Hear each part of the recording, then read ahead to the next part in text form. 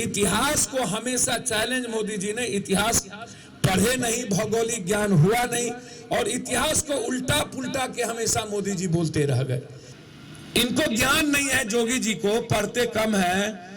ये गोरखपुर में मठगरी किए, गुंडई किए और मुख्यमंत्री बन गए, और आज भी लोगों को गुंडई के तरीके से ये चलाना चाहते हैं। इनको ज्ञान का पता नहीं, सिविलाइजेशन का पता नहीं, इतिहास का पता नहीं। इन लोगों ने एक ही इतिहास पढ़ा है कि समाज को बांटो और सत्ता की सियासत के कुर्सी पर बैठो।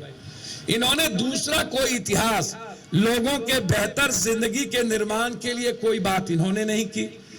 मोदी जी ने 7 साल में सबसे पहले आपको सपना दिखाया काला धन का। उन्हें स्विस बैंक का ज्ञान नहीं था, टेलीप्रिंटर पर वो पढ़ते हैं, उनको काला धन की कोई जानकारी नहीं थी। उनको किसी ने कहा कि आप कंफ्यूजन या भारत सेंटिमेंट में वोट देता है, आंख बंद करके आप जितना झूठ बोल सकते हो बोलो, आपको वो स्वीकार कर लेगा। मोदी जी ने बड़े लंबे समय तक झूठ बोलते गए। पहला उन्होंने काला धन, नोटबंदी के सवाल पर मोदी जी को कोई ज्ञान नहीं था, कोई जानकारी नहीं थी। पहले तो भारत की इकोनॉमी के बारे में मोदी जी क्या समझे क्या नहीं समझे, मुझे इस बात की जानकारी नहीं है। नोटबंदी में उन्होंने सबको चोर कह दिया। हम जब गांव में गए, गरीब आदमी ने कहा कि पप्पू बाबू अबड़ी त लगत रहा कि सब पैसा हम सबके, हमरा जितना पूंजीपति बात सब पैसा अबड़ी देश के गरीबन के हो जाए। अब गरीब के ब्रेन में ये बैठ गया था कि ये पैसा जो है पप्पू यादव का या अन्य लोगों का, ये मेरा पैसा हो जाएगा। कभी मंडल के सवाल पर वोट दे दिए, कभी आरक्षण पे, कभी कमंडल पे, कभी हिंदू पे, मुसलमान पे, कभी मंदिर पे, कभी मस्जिद पे, कभी गाय पे, कभी बकरीद पे, कभी कब्रिस्तान पे, कभी शमशान पे, कभी डीएनए पे, कभी बैकवर्ड पे, कभी फॉरवर्ड पे, कभी मराठा पे, कभी गुजराती पे, कभी गैर गुजराती पे। आपने कभी मुद्दों पर इस हिंदुस्तान में वोट नहीं पड़ी। यदि मुद्दों पर वोट पड़ी होती तो आज हिंदुस्तान के 130 करोड़ लोगों की ये स्थिति नहीं होती। यदि विवेक से वोट दिया होता, हमेशा आपको हम ब्लैकमेलिंग किए, आपको कंफ्यूज किए, कभी पुलवामा, कभी जिग्नेश, कभी पट्टेदार, कभी अल्पेश, कभी जिन्ना, कभी लिंगायत, कभी बोकलिंगायत, कभी सिख, कभी गैर सिख, कभी पटेल, कभी गैर पटेल, कभी जाट, कभी गैर जाट। ये लगातार हिंदुस्तान की राजनीति की एक फिरहस्त रही। भारत के बारे में मेरा मानना यह है कि भारत कभी लंबी क्रांति नहीं कर पाए, बहुत लंबी आवाज नहीं दे पाए। मुझे कभी कभी जब मैं इतिहास में जाता हूं तो संस्कृति में जाता हूं तो लगता है कि भारत कभी अपनी जिंदगी जीना क्यों नहीं चाहा। पहली बार 32 दिनों तक भारत की एक आवाज जो दुनिया की आवाज बनी, एक ऐसी आवाज जो आज भारत सरकार का हर मंत्री कृषि मंत्री बन गया।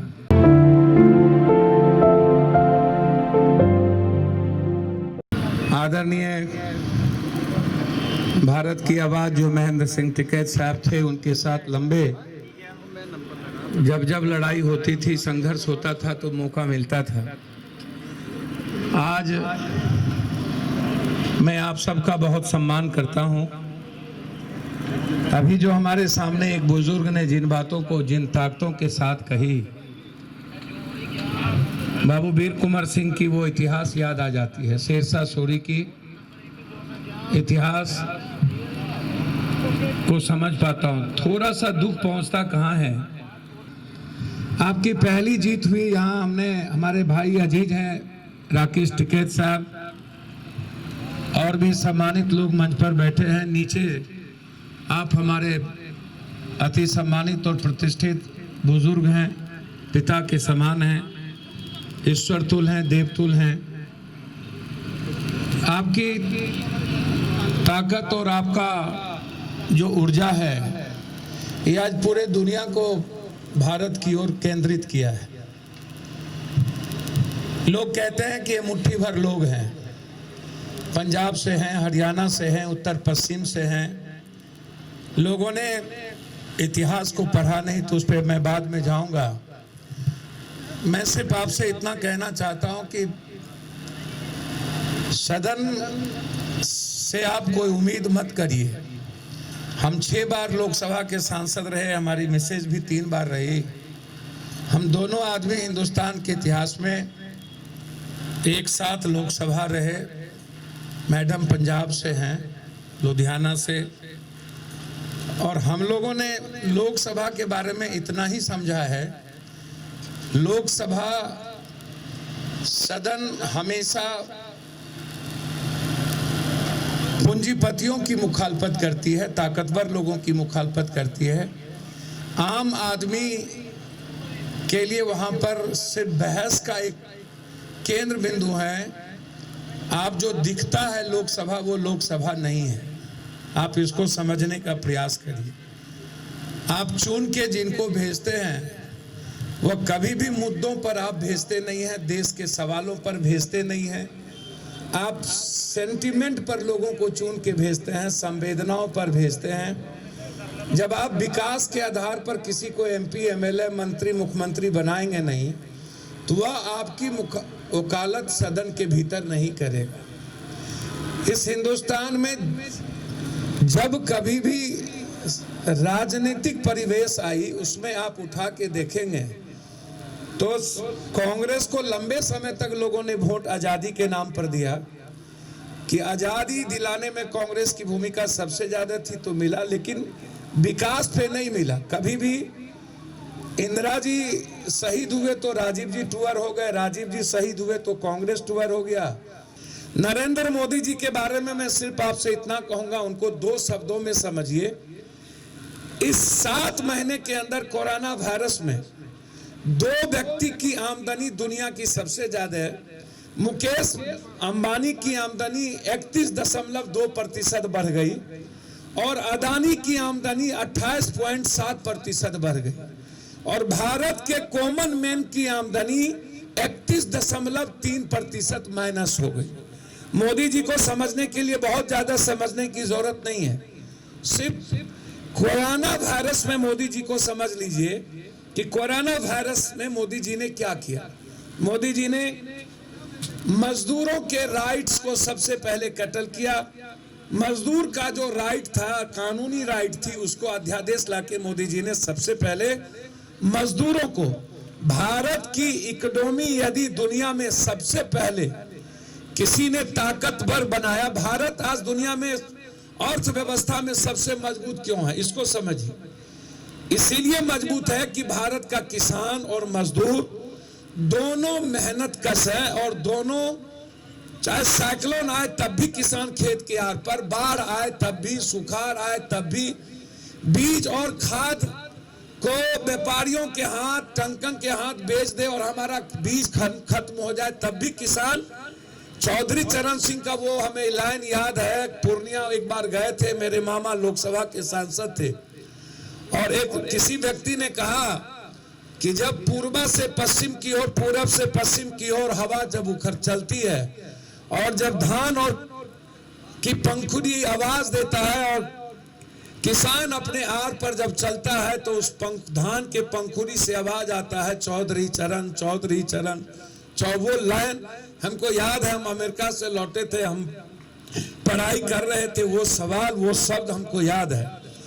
अब इन्होंने लंबे समय तक एक कंफ्यूजन पैदा किया गांव के गरीबों को, अरे पैसा तो मेरा, क्या हुआ? अरे पप्पू जी छोड़िए ना, क्या बात करते हैं आप, इतनी लड़ाई लड़े बचपन से, यूनिवर्सिटी प्रेसिडेंट थे, अब तो हुआ, अब तो गरीबी गई, चट मंगनी तट बिया, मोदी जी आए और गरीबी गई।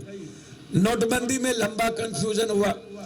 आप कोई भी मोदी जी की एक भी वाकया बता दीजिए जिन्होंने, मोदी जी ने जो बात सदन में, सदन के बाहर, जिन मुद्दों को उन्होंने कहा हो, कोई एक वाकया, चाहे आप गंगा नमामि मिशन को उठा के देखिए, चाहे आप स्वच्छता को उठा करके देखिए, चाहे आप स्किल स्टार्टअप स्टैंडअप को उठा के देखिए, चाहे आप बुलेट ट्रेन को उठा के देखिए, चाहे आप किसी विशेष राज्य के दर्जा को उठा के देखिए, आप जिन मुद्दों को ढूंढिएगा, जहां पर ढूंढिएगा कि मोदी जी ने कहा कि हम 1200 करोड़ 12,000 करोड़ रुपया हम पंजाब को देंगे या झारखंड को देंगे।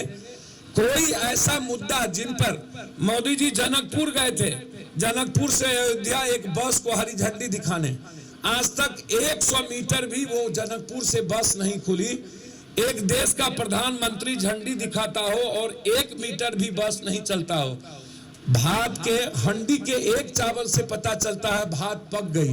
अब मोदी जी को समझने के लिए क्या पूरा भात रगड़िएगा तब पता चलेगा कि भात पक गई, कि एक बातों से आपको आज तक पता नहीं चली कि मोदी जी ने जितने बिंदु बार सदन और सदन के बाहर जब जब जो बातें कही। अब मोदी जी कृषि मंत्री जब पहली बार बिल पेश कर रहे थे तो उन्होंने कहा कि किसान अपने मन के मुताबिक अपनी फसल की मेहनत का लागत का दाम लगा सकता है। तो आप तो इतना ही कह रहे हैं ना कि जो बात तुम सदन में कह रहे हो किसान अपने फसल की कीमत लगाएंगे, तो आप इसी को कानून बना दो। हिंदुस्तान के इतिहास में हमेशा से 3 बातें आई कि या तो आप कृषि को उद्योग का दर्जा दे दो, या नहीं बीड़ी बेचने वाले, चाय बेचने वाले, पान बेचने वाले, हल्दी बेचने वाले, ये जो बाजार है जो हम पैदा करते हैं और जब जाते हैं तो कीमत वो लगाता है, तो मैं अपने फसल का कीमत भी मेहनत और लागत के मुताबिक लगा पाऊं, ये अधिकार आप हमको दे दो। मोदी जी से आपको उम्मीद है, आज भी उम्मीद है, मुझे समझ में नहीं आता। आप इस बात को समझिए, ये किसान पर हमला नहीं है, ये भारत पर हमला है। ये कोरोना वायरस बनाने वाले हिंदुस्तान दुनिया में कौन है पता है? उसका नाम ट्रंप है। ट्रंप।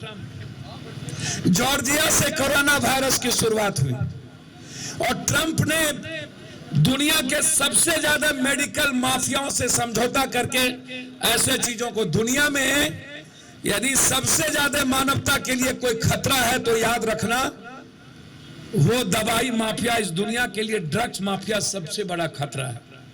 इसका ख्याल रखना, इससे बड़ा खतरा वर्ल्ड में कोई नहीं है। मैं आपसे वही बात आज कह रहा हूं, इन मुद्दों को नरेंद्र मोदी जी ने नहीं लाया। इनके जो आका हैं अदानी जी, अंबानी जी, गूगल के मालिक जुबरकर, उनकी नजर आप पर नहीं है। उनकी नजर 12,000 अरब रुपया जो दुनिया का सबसे बड़ा मार्केट है, रिटेलर मार्केट, उनकी नजर दुनिया की इस बाजार पे है और आपके माध्यम से उस बाजार का मालिक बनना चाहता है। इस बात को ख्याल रखिए।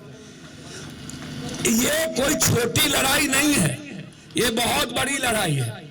बहुत सीधा था, आपने तो मात्र 3 बात इनसे कही है। किसान के लीडर जो भारत के हैं, जो बैठे हैं, अब ये फर्जी किसान नेता पैदा कर रहा है भारत में। कहीं ये 2 तो किसान जबरदस्ती उठा लेगा, जैसे आरएसएस की अपनी तरीके हैं। तलाक में उन्होंने सीधा जबरदस्ती बुर्का पहना के कह दिया मुस्लिम। हर चीजों में आप यदि देखिएगा तो आपको पता चलेगा। इन्होंने गुजरात में पटेल गैर पटेल को बांटा, हरियाणा में जाट गैर जाट को बांटा। अब सिखों पर इनकी हमला। आप एक बात बताओ, यहाँ पर सिख लोग भी बैठे हैं, बेहतर मेहनत करने वाले। आपकी हैसियत इतनी है कि ये सिख, एक सिख चाले तो अपने गुरु के धर्म स्थल को दुनिया में अपनी जिंदगी देके निर्माण कर दे। और यह नरेंद्र मोदी 131 करोड़ रुपया, 32 करोड़, 100 करोड़ रुपया कहीं दिया होगा, उसको भी सिख को बता रहा है मैंने तेरे लिए ये किया, मैंने तेरे लिए वो किया। अरे मोदी जी, जितनी आपकी बजट है ना, उतना सिखों का अकेला बजट है। आपके भारत को वो बजट दे सकता है, आप उसको पाठ मत पढ़ाओ। इनको समझ में नहीं आती है। कभी एक किसी को कहता है, कभी किसी को गाली देता है। इतनी बड़ी गालियां, भिंडर वाला, इतनी बड़ी गालियां कि ये पाकिस्तान और चाइना से बैकअप है। इतनी बड़ी गालियां आप इन्होंने बड़ा बेहतरीन तरीके से, जिस तरीके से मोदी जी ने 2 महीना एक ऐसे वर्ग, ऐसे समाज को जिंदा रहने का राइट नहीं दिया।